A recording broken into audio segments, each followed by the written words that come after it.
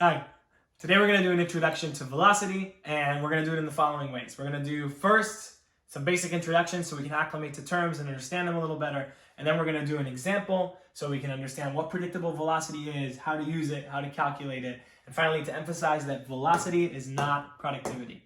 So let's jump right in.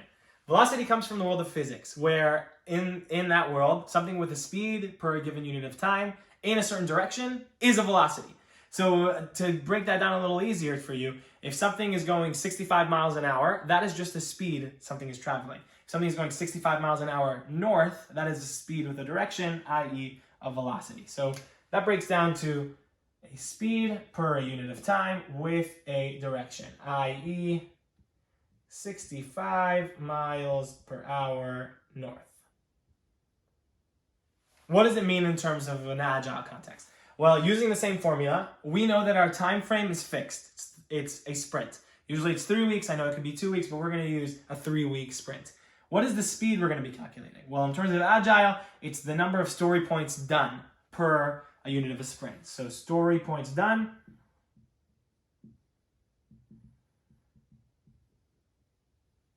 per unit of a sprint. That is the definition of velocity in an agile context. Now, how do we drive towards something called predictable velocity? Predictable velocity, in essence, is the average of the velocity over the last 6 sprints. Usually that number can be larger. We can have a number of sprints. We could have a period of time. But for this example, we're going to use last 6 sprints. What you ideally do is you take the average of the last 6 sprints and you extrapolate that number forward so you can have some base of confidence, of understanding of what value to expect from future sprints. When you take that average, you usually will disregard the maximum and minimum outliers and take the average of the rest so you can feel really confident without many fluctuations. But the big question here is, at what point can I feel confident using this metric for future planning? And to show you where that question comes into play, I've drawn out the first 6 months of sprints for a new product. And you can see already that there's enormous volatility in the velocity that we see throughout this 6 months. This is pretty normal for a new product because teams aren't used to working together quite yet. They haven't acclimated to all the different work styles, challenges, planned outcomes versus unplanned outcomes, and everything in between. So you might see 1 week, you might see 15, another week you might see 30, then you'll see 5, then you'll see the velocity outcome is really all over the place. And the volatility of outcome is quite inconsistent. So because of that, I wouldn't personally feel comfortable using this predictable velocity for future planning, just because it's the volatility is all over the place. So as a general rule of thumb, you give new products about 6 months to go into development until you have a firm base to build upon in terms of a predictable velocity. Now, one point I want to make clear now that we'll revisit at the very end too is that velocity is not productivity. Velocity within itself, we just said, is the number of story points done within a given sprint, whereas productivity is the total number of stories completed within a sprint. You want to be able to get to a predictable space, one where you have a predictable velocity. And then as you feel confident, you will drive towards productivity by increasing the number of stories you complete within that same time frame. But just because you increase something like velocity, it does not mean that you're increasing productivity. We'll emphasize this at the end, but productivity is not velocity. I wanted to name it now as well. Let's dive through an example and really see some of this play out in action. So here we have product A. Product A has been in development since 2019. We have 8 people allocated towards it as resources, and we have 1 product team coordinated with it. Now, what I've done here is I've taken out the last 6 sprints and I've drawn their velocity so we can see it in the map of velocity over time in terms of units of sprints. So in sprint 1, we have 65. Sprint 2, we had 60. Sprint 3, we had 60. Sprint 4, we had 50. Sprint 5, we had 65. And Sprint 6, we had 75. Now, what I want us to do together is to be able to map what is the predictable velocity for this product. So first, I want you to look at the sinusoidal function that we've drawn of the velocities over time relative to the one of the first 6 months. You can already see it's tight.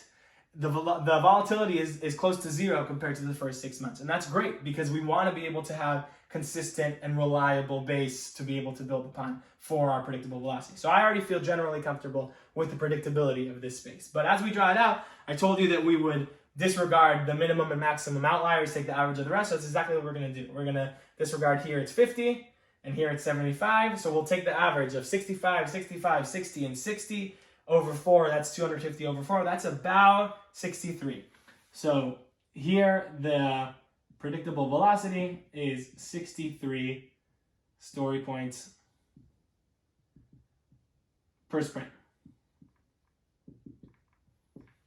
Now, knowing this information and seeing this trend here, I want to ask you a question. Do you think this product is predictable? And what information do you think you'll need to know to answer that question? Well, first, does this team have a history of working together? Well, we see that this product has been in development since 2019. That's well over 6 months, so we assume, yes, they know each other really well. They have a great history of working together. Awesome. Next, do we feel confident in our measure of predictable velocity? Well, we just went through the low volatility and the calculations of it and the amount of time they've been together. So yes, we're confident in our measure of predictable velocity. Next, we can assume that this team knows the invest criteria inside and out. They know that stories have to be valuable. They know that they have to be small. And they know that when they go into a sprint, 80% of the stories they map out will have an outcome. So they know the invest criteria inside and out. They also, with that being said, know what a story is and know what a story is not. They're very results driven. If anything, they've been increasing their velocity over time, which is great. So they know what a story is and they're confident in that space as well. And lastly, we can say that this team is very good with relative sizing. They're very good at driving towards their results and making sure that they always hit the same level of output within their velocity. So now, given all of these pieces of information and the predictable velocity, is this a predictable product? Yes. Awesome. Another question that I want you to think about is, if everything stays consistent, as in if the velocity stays where it is right now, is it possible for this team to increase its results? Think about it for a second. If the velocity stays constant, can they increase their results over time? Ideally, absolutely. That's exactly what we're driving towards. If this team stays with 63 story points per sprint and they increase the number of stories they produce within that same given time, that means they're driving to become more productive. If a team increases the number of stories within the same given velocity, they're becoming more productive. And this comes towards the point of where velocity is not necessarily productivity. Because see, if a relative increase in velocity does not necessarily mean that you're productive. See, if suddenly tomorrow I decide that this predictable velocity is now 70, does that make this team more productive? No, not necessarily, because you can relatively size everything to be a little bit bigger. What makes them more productive is the completion of more stories within the same velocity, within the same sprint cycle. And that's what we're driving towards. So in conclusion, we are driving towards becoming first more predictable. Then we have a predictable velocity that we can build as a base for future planning and understand that anything underneath our threshold of predictable velocity is something we can totally expect within any given sprint. Once we get to that point, we are driving to become more productive by producing more stories within that same period of velocity. Thank you. We'll go into a lot more of this in future videos coming up.